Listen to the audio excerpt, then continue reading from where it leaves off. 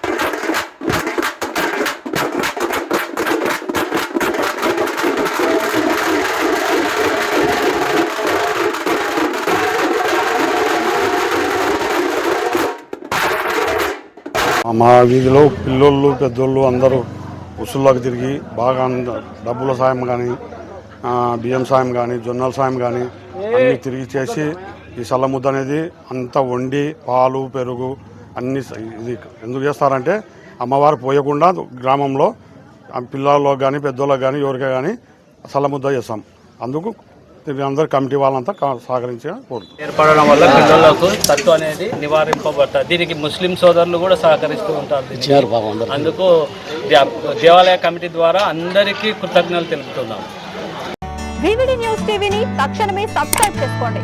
Notification కోసం bell icon click చేయండి.